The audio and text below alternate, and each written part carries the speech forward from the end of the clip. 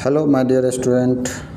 आज हम लोग क्लास 8 के सेट बी का सामाजिक विज्ञान का प्रश्न देखेंगे, जो कि 2 घंटे का समय दिया रहता है। कुल 50 नंबर का है। वर्ग, छात्र का नाम, ये कॉलम भर लेना है और भरने के बाद इसमें बढ़िया से भरेंगे, हड़बड़ाना नहीं है। नकल करते हैं बहुत सारे बच्चे, इसमें दूसरे का नाम भी लिख लेते हैं, दूसरे का रोल भी लिख लेते हैं, लेकिन इस बात का ख्याल रखें आप ऐसी गलती ना करें। चलिए हम लोग आगे बढ़ते हैं। पहला जो कि रिक्त स्थानों की पूर्ति करने वाला है, इसमें हमने फिल इन द ब्लैंक्स में भरा नहीं है, बगल में टिक किया हुआ आप देख सकते हैं।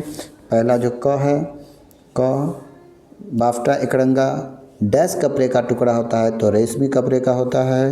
ख डैश ने एशियाटिक सोसाइटी ऑफ बंगाल की स्थापना की तो विलियम जोन्स ने किया था। उसके बाद ग है, कानून का निर्माण डैश के द्वारा की जाती है तो विधायिका के द्वारा। उसके बाद तमिलनाडु में लौह इस्पात का केंद्र डैश है तो कहाँ, सेलम है। लाल सागर और सुएज नहर एशिया को महादेश से अलग करता है, किसे, तो अफ्रीका। चलिए ये भी समाप्त हो चुका, हम लोग आगे बढ़ते हैं। अब आगे वही है टिक टॉक वाले प्रश्न।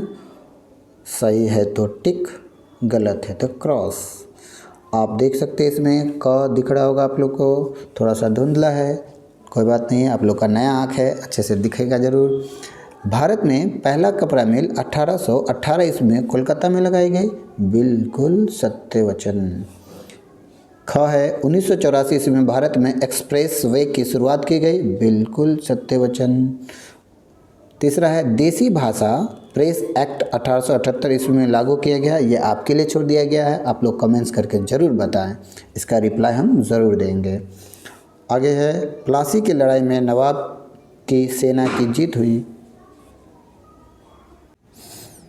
अगला है, पैक्स का गठन कृषकों के कल्याण के लिए किया गया, ये भी सत्य है, इस पर टिक कर देंगे। आगे बढ़ेंगे हम लोग तीसरे प्रश्न की तरफ, जिसमें सुमेलित करने वाला है, सही सही मिलान करना है। जिसमें क है, अमेजन है, इसका हो जाएगा सेल्वा, देख सकते हैं यहाँ पर।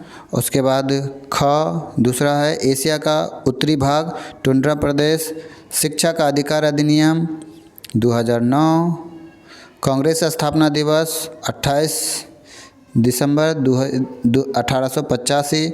उसके बाद दांडी यात्रा की शुरुआत, इसको हम लोग चौथे में ले जाएंगे 12 मार्च 1930। ये भी अब समाप्त हो चुका, हम लोग चौथे प्रश्न की तरफ चलेंगे। चौथा प्रश्न है, 50 शब्दों में उत्तर देना है। बहुत सारे बच्चे इसका शॉर्ट में लिख के भाग जाते हैं और उम्मीद करते हैं कि वो ज़्यादा मार्क्स आए, ऐसा नहीं होता है। हम लोग आगे देखेंगे इसमें, भारतीय संविधान में न्यायपालिका को स्वतंत्र रखने के लिए अपनाए गए तरीकों को लिखिए। तो इसमें भारतीय संविधान में जो न्यायपालिका को स्वतंत्र रखा गया है, उसके लिए कौन कौन से तरीके अपनाए गए हैं, उसको हम लोग इसमें देखेंगे। पहला है, न्यायपालिका को विधायिका और कार्यपालिका से अलग रखा है। दूसरा है, न्यायाधीशों की नियुक्ति, स्थानांतरण और पदोन्नति में पारदर्शिता बनाए रखी जाती है। तीसरा है, न्यायाधीशों को सेवा काल तक स्वतंत्रता और सुरक्षा दी जाती है। चौथा है, न्यायपालिका को वित्तीय स्वायत्तता प्राप्त है। चलिए अब हम लोग अगले प्रश्न जो है ख का दूसरा देखेंगे, अथवा किसी को कुपोषित होने की पहचान आप किस प्रकार करेंगे, इसको बताना है। तो इसके भी चलिए हम लोग इसी का उत्तर देखेंगे। कुपोषित कोई बच्चा है, ये कैसे पहचान करेंगे, तो यहाँ पर देख सकते हैं उसके लिए 4 लक्षण हैं, जिसको देखकर आप पता कर सकते हैं कि वो कुपोषित है। पहला है, वज़न की कमी और शारीरिक कमजोरी, यानी कि उसका वज़न कम रहता है और शरीर में वीकनेस ज़्यादा रहता है। दूसरा, त्वचा जो होता है वो पीला पड़ जाता है और बालों का झड़ना, ये भी कुपोषण का पहचान है। तीसरा है, ऊर्जा की कमी और थकान महसूस होना, यानी कि उसको हमेशा लगता है वीकनेस टाइप का लगेगा, हमेशा थका थका महसूस होता है। उसके बाद चौथा जो है, वो बच्चों में लंबाई और विकास में रुकावट हो जाती है, उसके विकास जो है जल्दी बड़े नहीं होते हैं, उम्र बढ़ता है, बाकी उसके जो शारीरिक ढांचा है वो बच्चों जैसा दिखता है।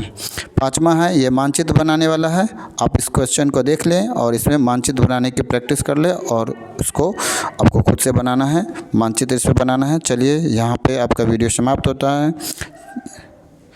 आई होप कि आपको वीडियो अच्छा लगा होगा।